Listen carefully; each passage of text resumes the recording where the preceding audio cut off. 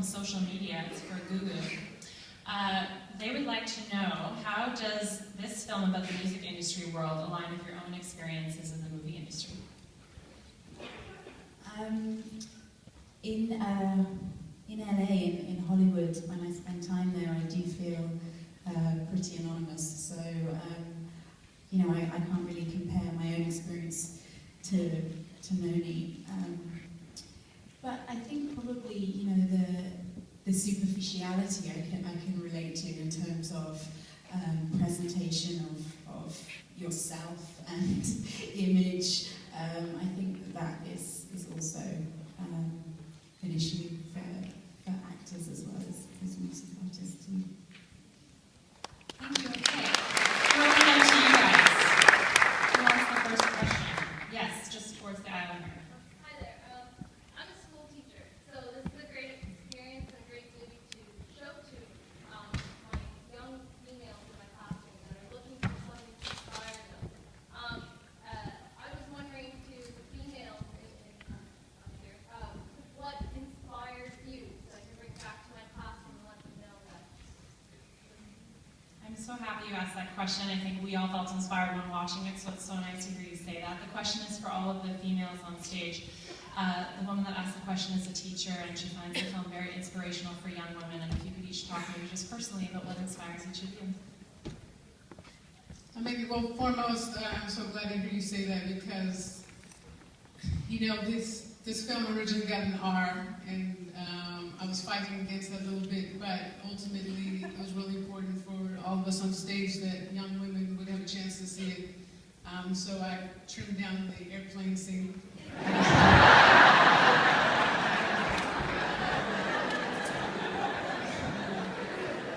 that's on the DVD in the actual.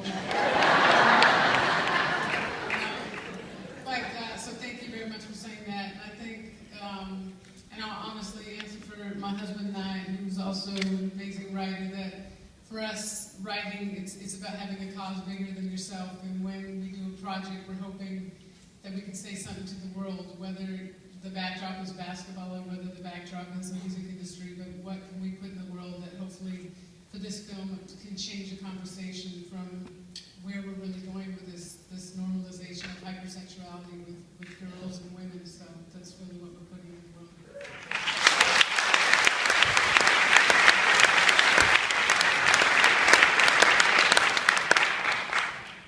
I think what inspires me is working with these two was very inspiring.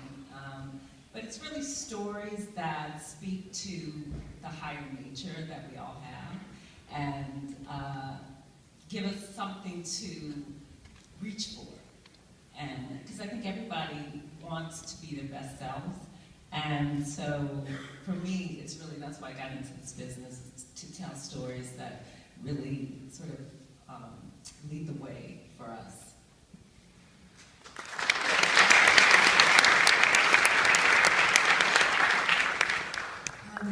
Gina Prince-Bythewood inspires me.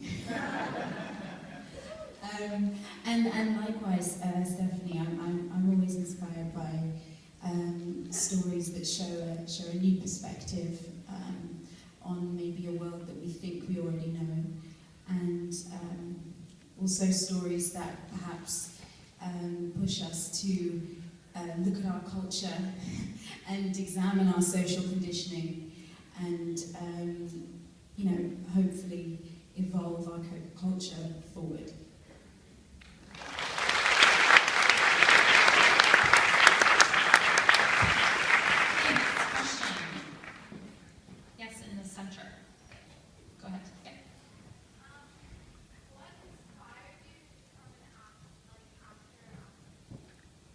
Question for the actors and actresses on the stage about what inspired you to get into the profession of acting.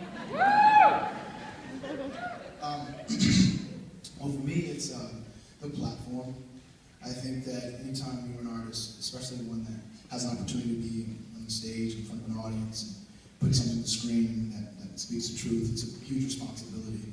And I've always felt like if you take that seriously and understand that with whatever it is you're putting up to screen, like Gugu said, you can advance culture, advance your people, advance humanity, then it's worth it. You know, So I think that anyone that has some kind of platform has a responsibility to push that towards something that's going to be positive and progressive. So that's one.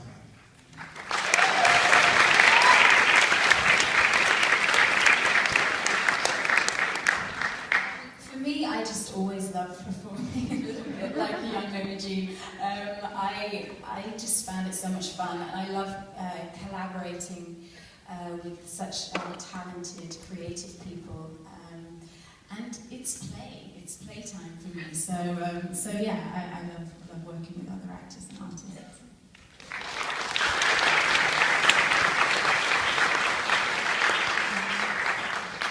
Do you have another question from the audience? Yes, down in front. Okay, I'll come to that one next, I promise. Okay, down in front. Hi, this is mostly for the producers. Have there been any blocks you've seen or anticipate meeting in terms of marketing a film that's so female-centric in terms of the characters and the story?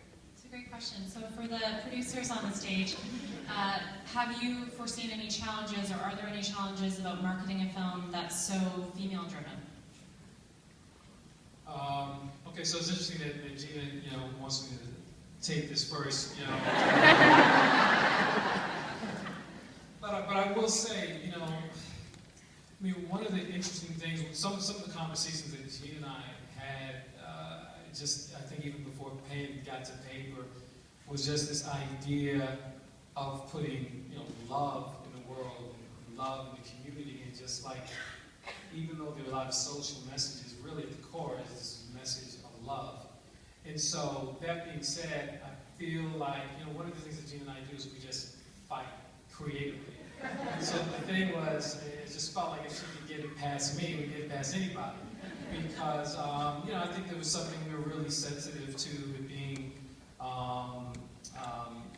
just maybe too mushy. But on the other side of it, though, we really felt, very very confident that there was a male-driven story in this as well. And it just really felt universal. I know that this is seen as a female-driven film, but all the guys that have seen it have loved it as well. We've even had guys crying. So.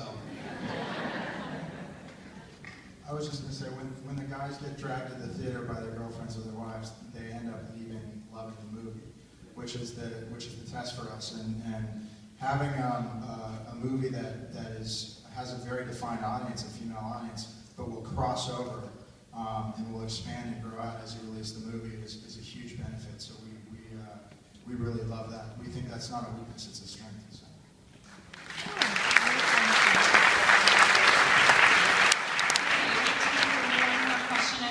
Promise the balcony. Yes, go for it in the front of the balcony. You're waving. Thank you so much for this film. It's really great to be at the world premiere. My question was about the treatment of mental health. And one of the things that I appreciate about the movie is the first reaction Cass had is to tell her to get help. I just wanted to ask Gina about your thought process on that, how you decided to his reaction and how love would play a role in whether or not she does get help or not. Thank you. No, thank you.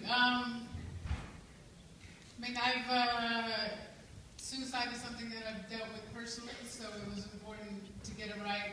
That also includes doing research as well, and did a ton of research, and Gugu did a ton of research as well on it, and it was important that it was something honestly that was not, despite all of that, was not in the early draft. And as you read, Shit had commented that we have to make it. It's important that Naomi does not get help because she's found this great man, but she gets help because that's what she needs, and she needs. Really, the story, she's got to learn to love herself before she can give herself over and love Kaz. And